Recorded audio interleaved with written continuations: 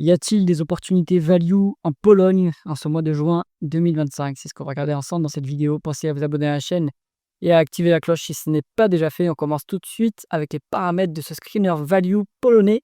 On prend les cotations principales d'entreprises qui se négocient en Pologne. Ce ne sont pas nécessairement des entreprises polonaises.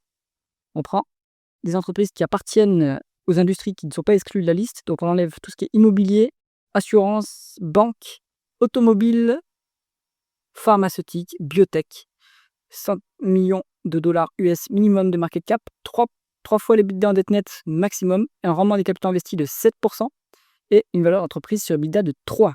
3, c'est vraiment rien. Hein. Et pourtant, on a les dossiers qui sortent. La Pologne est bien un endroit où on peut trouver les dossiers value. Alors, comme d'habitude, on va passer en revue les colonnes, symbole de cotation boursière de l'entreprise, le nom de l'entreprise ici, l'industrie dans laquelle elle opère, la capitalisation boursière, croissance du chiffre d'affaires en rythme annualisé sur 5 ans, les multiples de valorisation par les flux. Ici, c'est multiples de valorisation par rapport aux actifs tangibles. Il y a pas mal de décotes en réalité ici. Hein. Rendement des capitaux investis, qui est une rentabilité plutôt opérationnelle. Le rendement des fonds propres, on ne va pas en tenir compte ici, il n'y a pas de société financière. L'endettement, en termes de dette nette sur l'EBITDA, le rendement du dividende s'il y a dividende, rendement de l'actionnaire s'il y a rendement du dividende et ou rachat d'actions, free cash flow, bénéfice net et payout ratio. La première entreprise de cette liste, c'est Orlen. Orlen, ils font du raffinage de pétrole et distribution d'essence. Ça, c'est bien value, comme on aime. 26 milliards de dollars de market cap, c'est une large cap quand même hein, pour la Pologne. On est à 21,5% de croissance du chiffre d'affaires en rythme annualisé sur 5 ans. Donc là, il faut voir, quelle est la proportion de l'évolution des prix, l'évolution des volumes. Est-ce qu'il y a de la croissance externe? Parce que là, la croissance est quand même très forte. Hein. Il y a eu énorme croissance et pourtant, vous payez ça 3 fois les l'EBITDA. C'est vraiment pas cher. Alors, il y a potentiellement un problème sur les bénéfices. Ça va être peut-être une dépense non cash. Parce que quand on regarde les free cash flow, on est plutôt à 8, en price free cash flow, on est à moins de 10. Donc, c'est un dossier très value et même 30% de décote sur actifs tangibles. Alors, il faut regarder de quoi sont constitués ces actifs tangibles. Est-ce que ce sont les stations essence? Est-ce que ce sont les raffineries, du stock, etc. Il faut regarder. Bon, là, vous avez une énorme marge de sécurité. Hein. Alors, rendement des capitaux investis à 9,3%, ce qui est correct hein, pour une société qui est quand même plutôt intensive en capital, à mon avis. 0,2 fois l'EBITDA en dette nette, donc on n'est quasiment pas endetté. 7,3% de rendement du dividende, c'est très bien. Et 4,8% en rendement d'actionnaire. Donc là, il y a potentiellement de la dilution. En tout cas, il y a des actions qui sont remises en circulation. Est-ce que ce sont des nouvelles actions ou est-ce qu'elles sont sorties de l'autocontrôle? Il faut les regarder. Et c'est un peu dommage, ça neutralise ce dividende.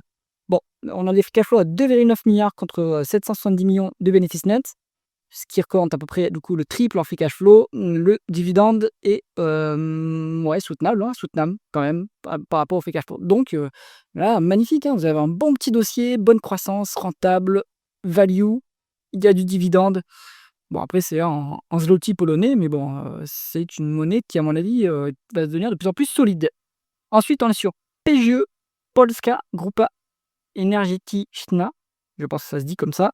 C'est une société qui est un producteur d'électricité polonais et qui est de l'électricité bien sale avec du charbon. Là-bas, ils n'ont pas de considération ESG, mais bon, ça dépend de beaucoup de critères d'investissement. On est à 6,4 milliards de dollars de market cap, 11,4% de croissance du chiffre d'affaires en rythme annualisé sur 5 ans, donc une bonne croissance quand même. 2,5 fois les l'EBITDA, la VE sur EBITDA, donc c'est très peu cher. Perte nette sur les 12 derniers mois, mais perte comptable, parce que quand on a les free cash flow, ils sont très largement positifs. On se paye 3,2 fois les free cash flow. Franchement, vous avez 50% de décote sur actifs tangibles. Excellent. Alors, de quoi il s'agit? Pareil, est-ce que c'est une centrale les centrales électriques? Oui, alors, on a vu, il y a les 40 centrales électriques, donc ça va en faire partie. Donc, bonne marge de sécurité. 10,6% de rendement des capitaux investis. Bonne rentabilité pour un business qui est intensif en capital. 0,3 fois les l'EBITDA en dette nette. On n'est pas endetté. Il n'y a pas de dividende. Il n'y a pas de free cash flow. Bon, de rachat d'actions. En tout cas, si on en croit le screener. Une fois encore, ici, vous avez un dossier qui a une croissance et une marge de sécurité assez importante, hein, avec une bonne rentabilité. Donc, c'est intéressant, à mon avis, à aller creuser plus en détail. Avant de continuer, si jamais vous cherchez des supports d'investissement passif et performant, cliquez sur le lien en haut à droite de la vidéo. Et on continue avec ENEA. Alors, eux, ils font aussi de l'électricité. Bon, bah, c'est pareil, hein, c'est le 4e producteur d'électricité polonais. On est sur 2,5 milliards de dollars de market cap, 14,6% de croissance du chiffre d'affaires en rythme annualisé sur 5 ans. donc bonne croissance. 1,8 fois la VE sur EBITDA, c'est cadeau. 6,7 en PE, 2,1 en price to free cash flow, c'est cadeau. 40% de décote sur actifs tangibles, ça aussi c'est cadeau. 16,7% de rendement du capital investi, la rentabilité au rendez-vous. 0,2 fois l'EBITDA en net, donc c'est pas du tout endetté comme dossier. Il y a potentiellement un peu de rachat d'actions, il faut voir si elles sont annulées, ces actions. On a largement les moyens de faire ces rachats d'actions.